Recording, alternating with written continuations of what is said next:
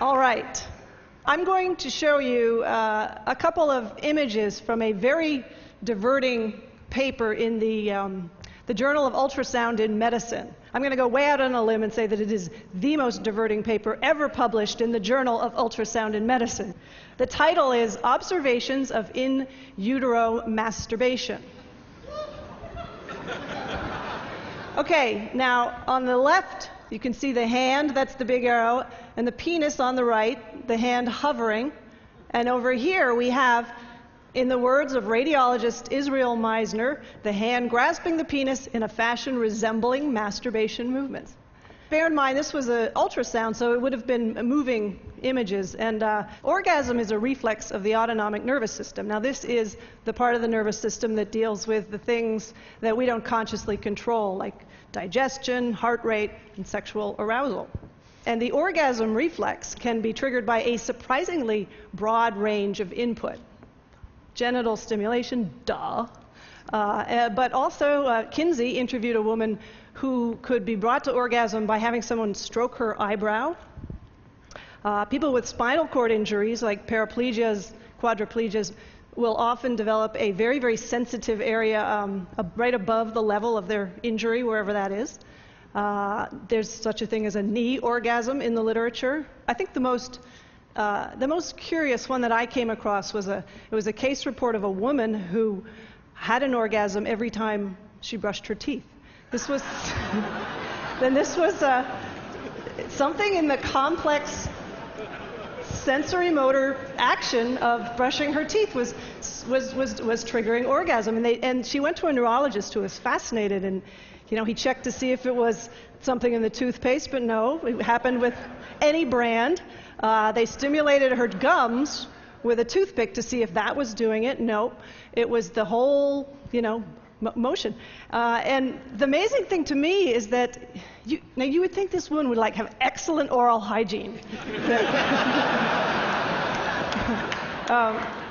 Sadly, this is what it said in the journal paper. She believed that she was possessed by demons and switched to mouthwash for her oral care. It's so sad. I interviewed, when I was working on the book, I interviewed a woman who can think herself to orgasm. She was part of a study at Rutgers University. Gotta love that, Rutgers. And I interviewed her in Oakland in a sushi restaurant. And I said, so could you do it right here? And she said, yeah, but I'd rather finish my meal if you don't mind. But afterwards, she was kind enough to demonstrate on a bench outside. It was remarkable. It took about 1 minute. And I said to her, are you just doing this all the time? She said, no, honestly, when I get home, I'm usually too tired.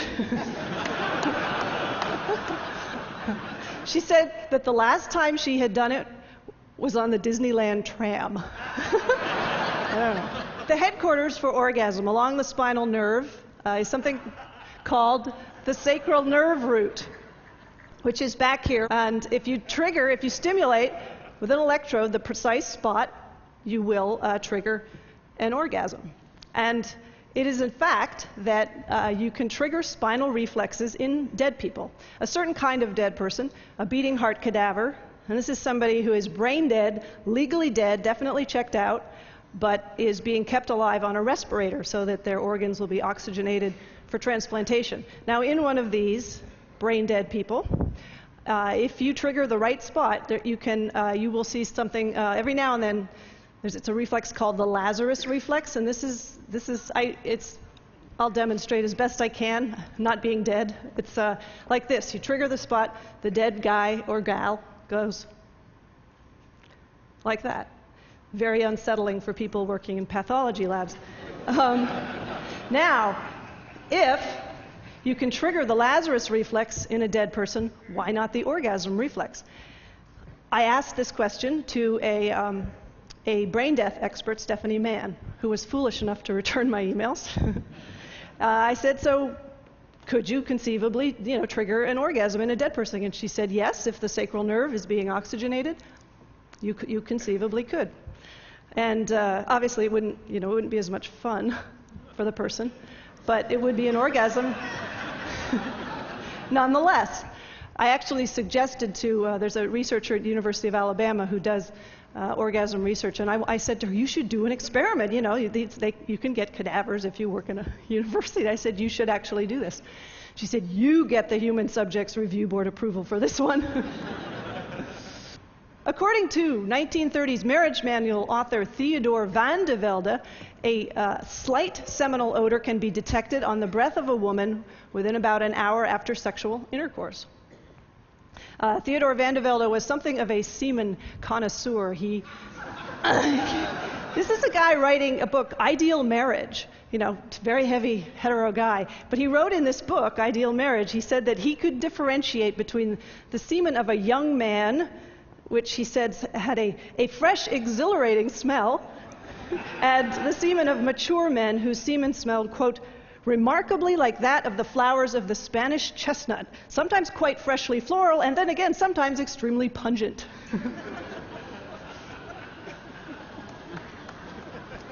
Okay, in 1999, in the state of Israel, a man began hiccuping.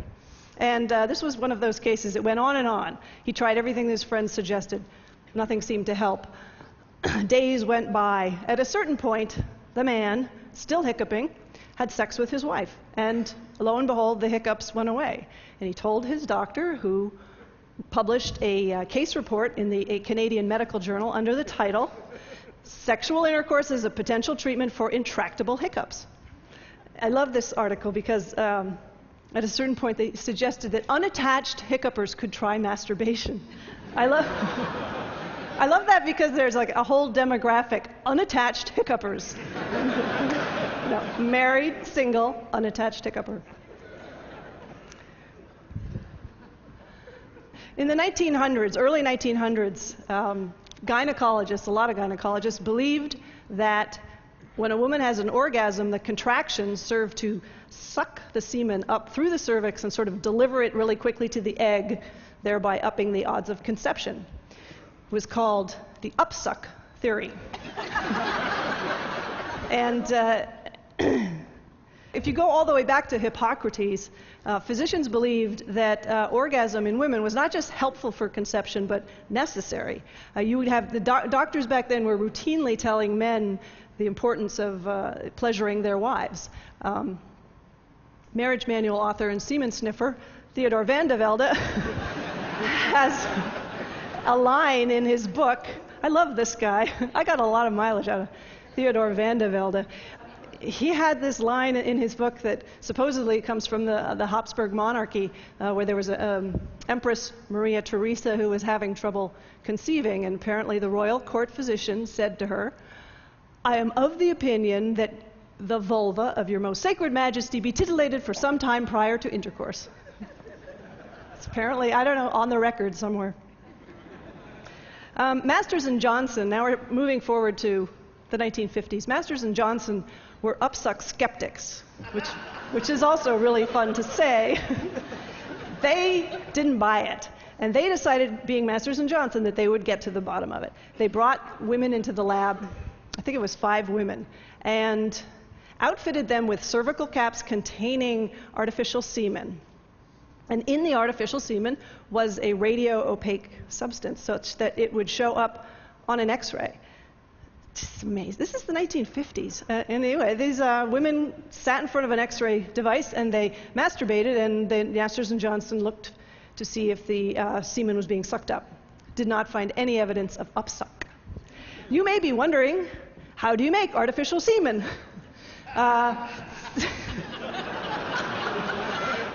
I have an answer for you. I have 2 answers. You can use flour and water or cornstarch and water. I actually found 3 separate recipes in the literature. My favorite being the one that says, they have the ingredients listed, and then, in a recipe it'll say, for example, yield 2 dozen cupcakes. This one said yield 1 ejaculate. There's another way that orgasm might boost fertility. This one involves men. Sperm that sit around in the body for a week or more start to develop abnormalities that make them less effective at head-banging their way into the egg. British sexologist Roy Levin has speculated that this is perhaps why men evolved to be such enthusiastic and frequent masturbators. he said, if I keep tossing myself off, I get fresh sperm being made, which I thought was an interesting theory. So now you have an evolutionary excuse. Okay. Alrighty. There is considerable evidence for upsuck in the animal kingdom. Pigs, for instance. In Denmark, the Danish National Committee for Pig Production found out that if you sexually stimulate a sow while you artificially inseminate her, you will see a 6% increase in the farrowing rate, which is the number of piglets produced. So they came up with this plan, this 5-point stimulation plan for the sows. And they had the farmers, there's posters they put in the barn, and they had a DVD, and I got a copy of this DVD. And this is my unveiling, because I'm going to show you a clip. Okay, now here we go. See, in it, la la la, off to work. And it all looks very innocent. Okay, he's going to be doing things with his hands that the boar would use his snout. Lacking hands. Okay. This is the boar has a very odd courtship repertoire. This is to mimic the weight of the boar. You should know the clitoris of the pig inside the vagina. So this may be sort of titillating for her. Here we go.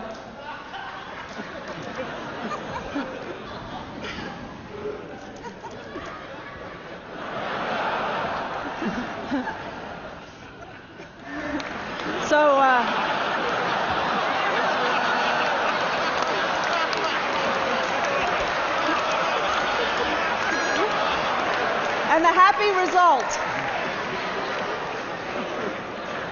I love this video. There's a point in this video towards the beginning where they zoom in for a close-up of his hand with his wedding ring, like as if to say, it's okay, it's just his job. He really does like women.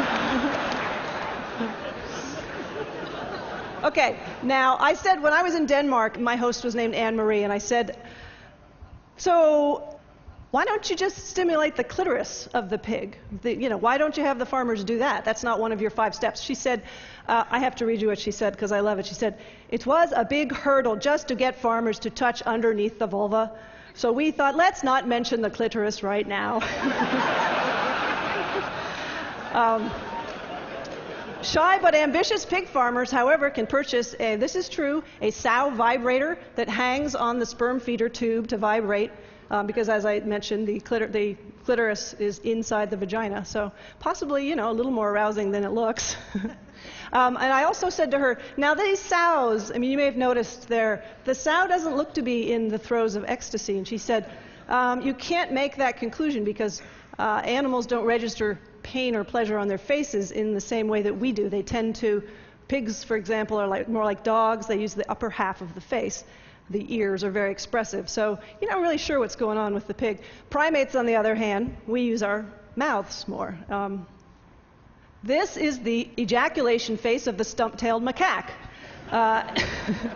And, interestingly, this has been observed in female macaques, but only when mounting another female.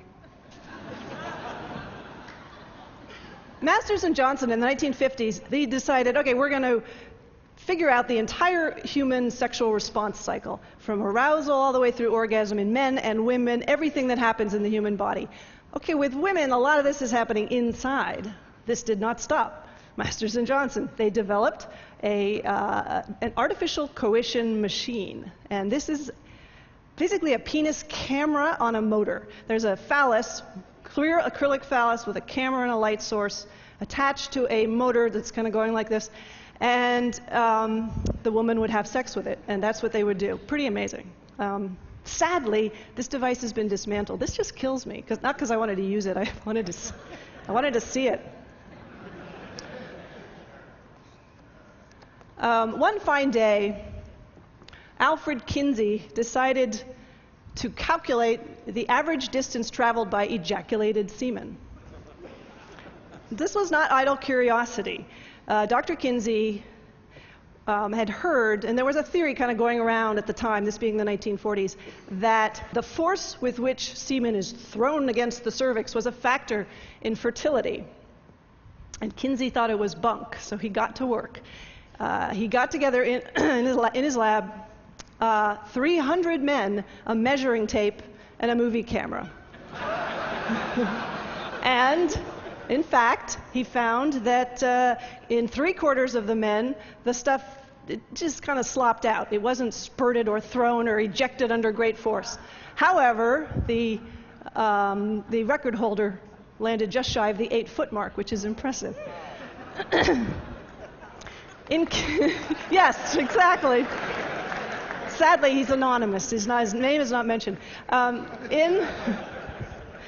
In his write-up of this experiment, in his book, Kinsey wrote, "2 sheets were laid down to protect the oriental carpets."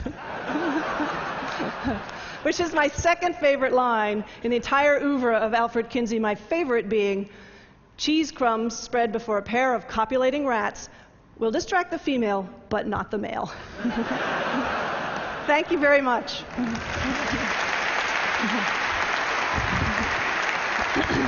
Thanks.